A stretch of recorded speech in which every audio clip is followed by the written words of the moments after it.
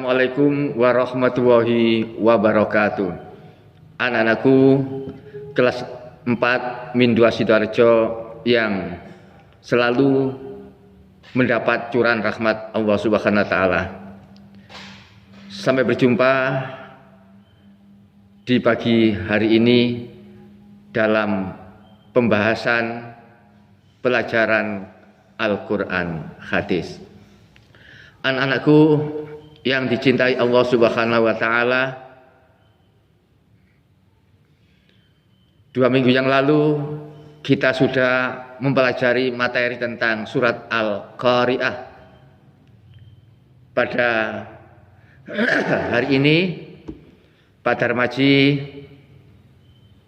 pun masih akan tetap membahas tentang Al-Qari'ah. Tetapi di pagi hari ini yang kita bahas adalah tentang hikmah kita mempelajari surat Al-Qari'ah. Setelah mempelajari surat Al-Qari'ah, terjemah dan isi kandungannya, maka kita sebagai orang Islam diharapkan mengetahui hikmah-hikmahnya, sehingga kita menjadi orang yang dicintai Allah Subhanahu wa taala. Hikmah yang dapat kita petik setelah mempelajari surat Al-Qari'ah antara lain yang pertama, kita akan semakin beriman, kita semakin yakin tentang adanya hari kiamat.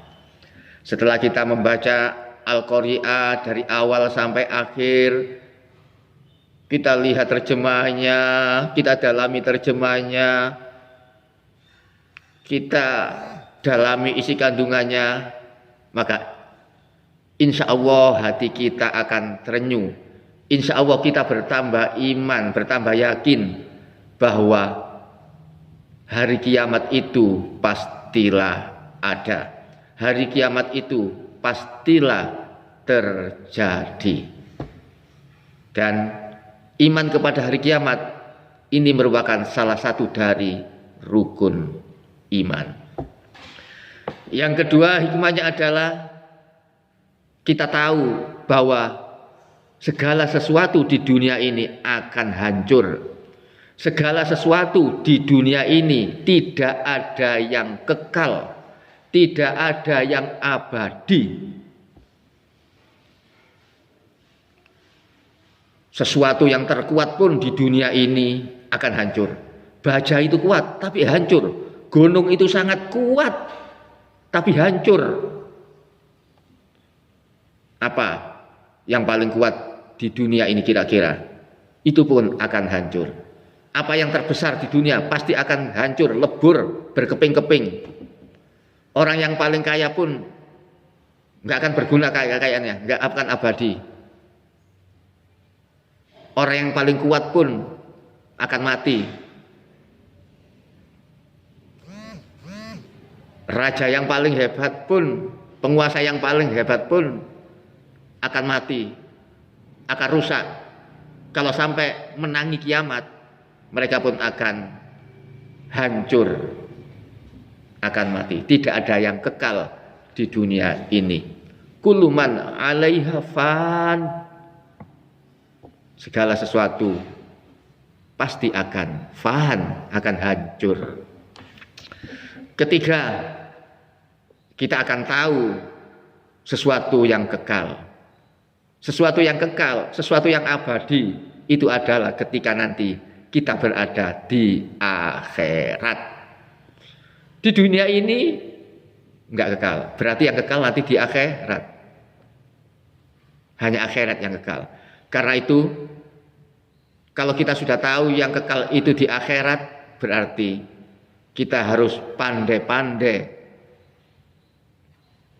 mempergunakan hidup kita di dunia ini. Selagi nyawa masih ada, selagi jiwa masih bersama badan kita, mari kita selalu beribadah kepada Allah Subhanahu wa taala, sehingga kita nanti ketika berada di tempat yang kekal, di akhirat akan selalu mendapat kenikmatan dari Allah Subhanahu wa taala. Yang kekal hanya akhirat. Kemudian kita akan mengetahui bahwa semua amal, baik amal yang baik, amal yang bagus, ataupun amal yang jelek akan dibalas oleh Allah Subhanahu wa taala. Ketika kita melakukan amal sekecil apapun, walaupun sedikit, Allah pasti tahu, Allah akan membalas kebaikan kita. Apalagi kita beramal banyak, Allah pasti membalas, tidak akan menyia-nyiakan amal perbuatan baik kita. Jangan khawatir, Allah tidak akan membalas. Rahmat Allah lebih besar daripada usaha kita, jauh lebih besar dari usaha kita. Biasanya kalau kita beramal baik, itu Allah memberikan rahmat lagi, dilipat gandakan pahalanya, dilipat gandakan kebaikannya yang diberikan kepada kita oleh Allah Subhanahu wa taala. Ketika kita melakukan perbuatan jelek pun, walaupun sedikit, walaupun sembunyi-sembunyi, walaupun nggak ada yang tahu, pasti juga akan dibalas oleh Allah Subhanahu wa taala. Jangan kita beranggapan kalau kita lagi sendirian, tidak ada siapa-siapa, maka perbuatan kita tidak ada yang mengetahui. Allah nggak akan tahu. Tidak, Allah pasti tahu. Apapun yang ada di hati kita, Allah tahu. Allah tahu, Maha tahu. Meskipun tidak kita ucapkan, kerenteki hati, apa yang ada di hati kita, Allah akan tahu.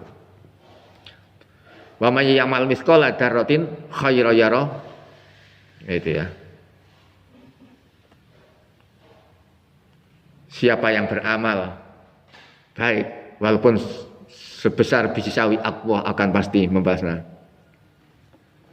Demikian pula sebaliknya, kalau kita beramal jelek, walaupun kecil, seperti atom kalau bahasa sekarang. Kalau zaman dulu katanya seperti biji sawi, gitu ya. Allah akan pula membalasnya. Itu yang keempat. Yang kelima, dengan mempelajari surat Al-Qari'ah, kita diharapkan bisa mempersiapkan diri kita untuk menghadapi kematian. Hidup ini hanya sebentar, anak-anak. Pak Darmaji itu tak terasa sudah hidup puluhan tahun. Seperti kemarin saja Pak Darmaji masih anak-anak itu. Itu dalam ingatan Pak Dar. Tanpa terasa hidup kita sudah banyak. Oleh karena itu, kita harus mempersiapkan diri. Ibaratnya suatu saat nanti kita mati, kita akan mendapat ujian. Kita ibaratkan kita akan ujian, kita akan UTS, kita akan UAS. Maka kita harus siap-siap belajar yang banyak. Demikian juga ketika kita hidup, kita harus mempersiapkan bekal yang baik-baik. Kita harus punya bekal yang banyak untuk bertemu dengan Allah Subhanahu wa taala. Kalau bekal kebaikan kita banyak di dunia ini, baik kepada Allah, baik kepada manusia, baik kepada binatang, baik kepada tumbuhan, baik kepada lingkungan, berarti sangu kita banyak. Kalau sangu kita banyak, nanti di akhirat kita enak hidup kita. Hidup kita bersenang-senang. Karena apa? Karena sangu kita banyak, kebaikan kita banyak. Karena itu siapkan mulai saat ini, karena kita tidak tahu kapan kita akan dipanggil oleh Allah Subhanahu wa taala. Anak-anakku, demikian tadi beberapa hikmah dari mempelajari surat Al-Qari'ah. Semoga kita bisa memetik hikmah tersebut sehingga kita menjadi orang yang sukses dunia akhirat. Wallahul muwaffiq ila aqwamit thoriq. Wassalamualaikum warahmatullahi wabarakatuh.